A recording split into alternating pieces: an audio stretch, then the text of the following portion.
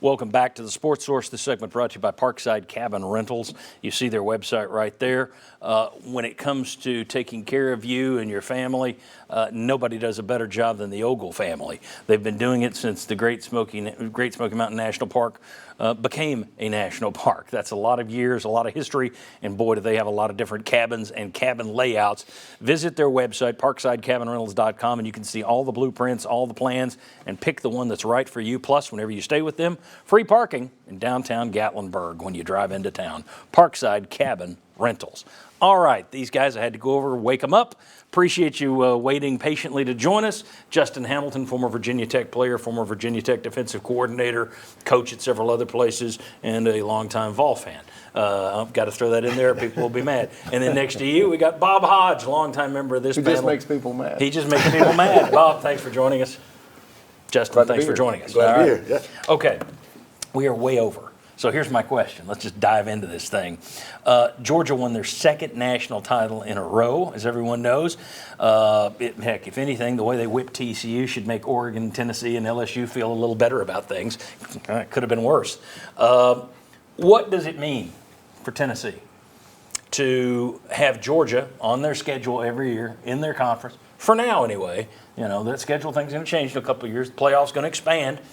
But for now, what does it mean for Tennessee that Georgia's on such a roll, Justin? It means that it's going to be difficult to overtake that, but it also means historically that maybe somebody else is due. You know, the way that it's gone cyclically with national championships. Georgia, obviously, with Alabama, has become the cream of the crop in modern-day college football. Tennessee having to play both of those teams every year makes it difficult. But if you can win those games, then you're going to be in the hunt for the national title yourself. Bob, what's it mean for Tennessee?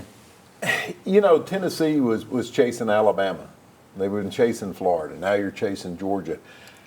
I don't know if it really changes the landscape that much because you've always been 2 or 3 in the SEC. Well, for the past few years, when you're at your best, you know. So you went from the 90s being the basically Georgia/Alabama kind of program to where you're chasing those guys. I just don't think it really means that much because you already had Alabama here. You had LSU just, 3 years ago, one of the best teams ever in college football. I just think the landscape doesn't change. You've got one guy now. It wouldn't shock me if in 2 years, is it LSU again, is it Alabama, or could it be Tennessee? You know, so I just don't think it makes that much of a difference. Gentlemen? I'm with Bob in the sense that it might not change a lot. It may depend on how Alabama bounces back. Do they sort of reestablish themselves as that 1B to be right up there? A team that, you know, the funny thing is everybody's kicking dirt on their grave again. They lost 2 games in the last play of the game, and they whipped somebody in the bowl game, a conference champion. And signed the #1 class in the country. Same old they're so stuff. down. If they can just recover.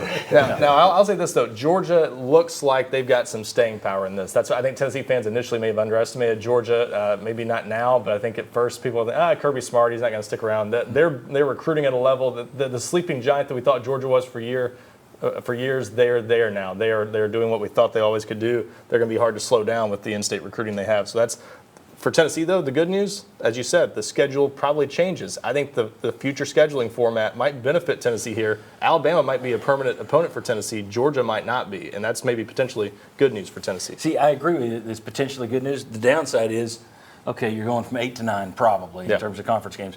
So you're throwing in a Texas or Oklahoma or LSU instead of Georgia. So how much better is it? But I agree with you. Mildly better. Yeah, I'd rather not play Alabama and Georgia every year. Vince, your thoughts on what this means for Tennessee, that Georgia's won back-to-back and is going for a 3-peat next year and could do it. Yeah, now you have 2 sort of dynasties up there at the same time.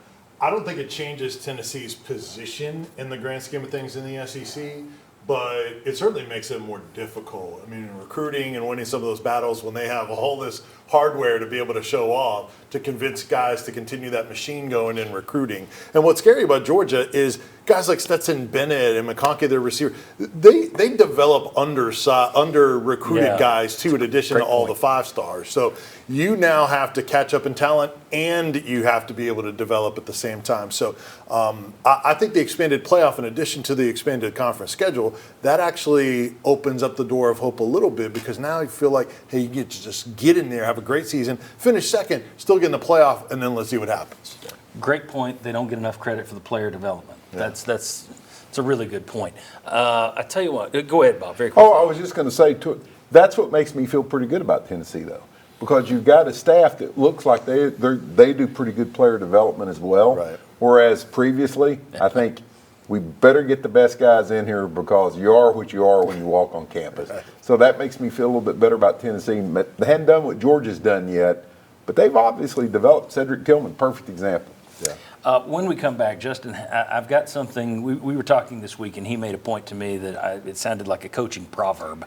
I'm going to have him share it with you, and then we're going to discuss it next. And that is, who out there has the right mix of resources and expectations to actually compete with Georgia across college football? Then later, we'll look at where Tennessee ranks on the food chain inside the SEC.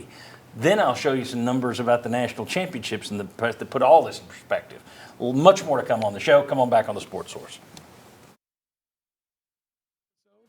Catch up at sportsource.tv or our YouTube channel.